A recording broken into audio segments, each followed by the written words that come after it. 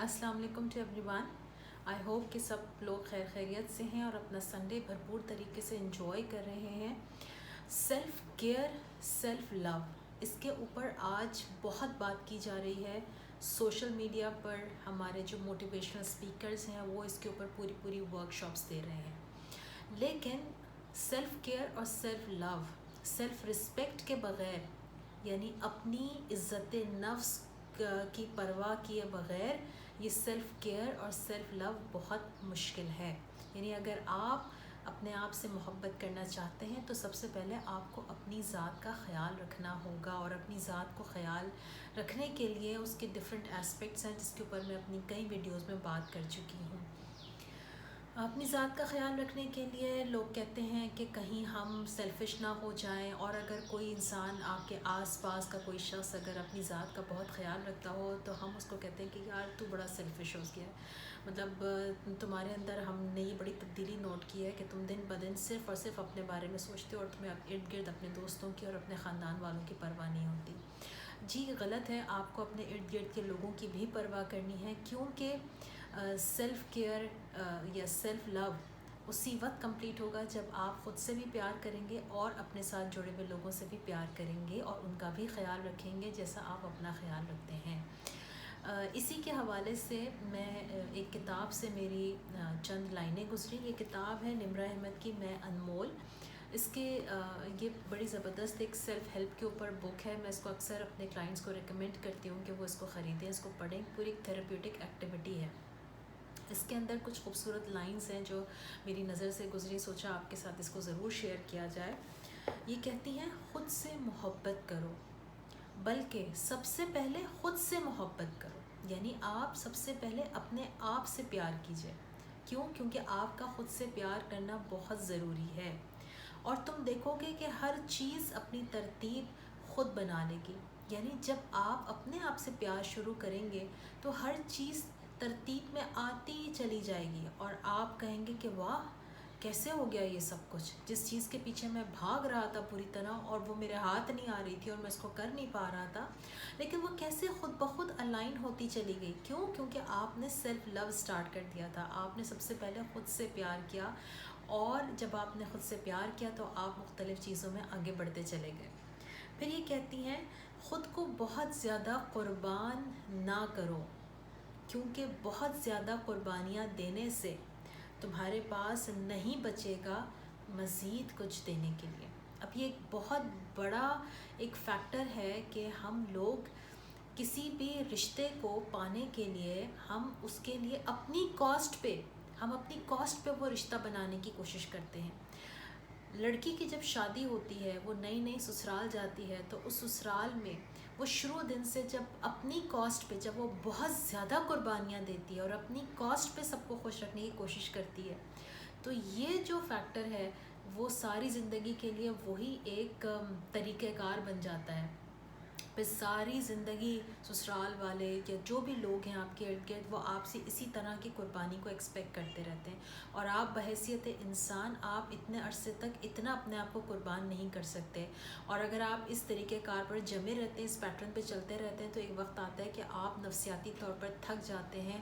اور یہی وہ وقت ہوتا ہے کہ جب خواتین مڈل ایج پہ پہنچتی ہیں تو اس وقت وہ تھکن کا شکار ہو جاتی ہیں. آفٹر 40 ان کو لگتا ہے کہ انہوں نے اپنی زندگی میں کیا پایا. ساری زندگی تو دوسروں کو خوش کرتے ہوئے گزر گئے، قربانیاں دیتے ہوئے گزر گئے. میں قربانی دینے کے خلاف نہیں ہوں، لیکن اپنی کاسٹ پہ قربانی دینا اور اپنی کاسٹ پہ دوسروں کو خوش رکھنا اور اپنے لیے کچھ بھی نہ کرنا، اپنی خوشی کے لیے کچھ نہ کرنا، میں اس کے خلاف ہوں. تو انسان چاہے وہ عورت ہو، چاہے وہ بچہ ہو، چاہے وہ جوان ہو، چاہے وہ بوڑھا ہو، وہ اپنے آپ کا خیال رکھے اور اپنی کاسٹ پہ آپ کوئی کام نہ کریں. آپ وہ کام کریں جس کے لیے آپ کو بہت زیادہ اپنی خوشی قربان نہ کرنی پڑے. پھر یہ ایک اور اصل بات یہ کہتی ہیں کہ تمہارا اصل امتحان پرفیکٹ ہونا نہیں ہے. تو یعنی آپ سے یہ نہیں کہا جا رہا کہ آپ پرفیکٹ بہو بن کے دکھائیں، آپ پرفیکٹ باس بن کے دکھائیں، آپ پرفیکٹ ہسبینڈ یا وائف بن کے دکھائیں، یا آپ پرفیکٹ اولاد بن کے دکھائیں. کیونکہ آپ کا کام پرفیکٹ ہونا نہیں ہے، اور آپ پرفیکٹ ہو بھی نہیں سکتے.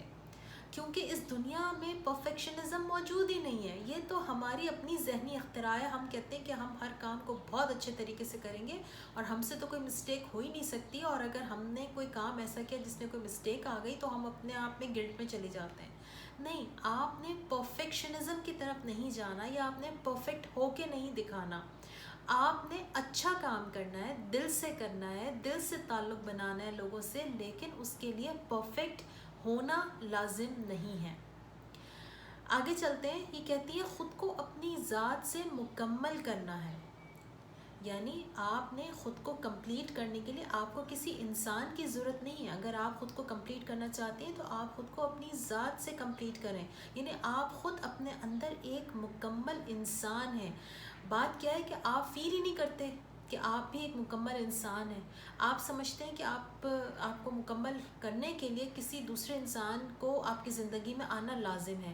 اسی لیے جن لڑکے لڑکیوں کی شادی نہیں ہو پاتی تو وہ اپنے آپ کو ادھورا, نامکمل فیل کرتے ہیں. ان کو لگتا ہے کہ جب کوئی انسان آئے گا, وہ میرے خوابوں کا شہزادہ آئے گا, وہ میری زندگی کو کمپلیٹ کرے گا, وہ کوئی شہزادی ہوگی, کوئی پریوں کی رانی ہوگی جو آئے گی تو پھر میری زندگی کا وہ سو کالڈ جو ایک فگر ہے وہ کمپلیٹ ہو جائے گا. نہیں, آپ مکمل ہیں. آپ کو اللہ تعالیٰ نے مکمل بنایا ہے.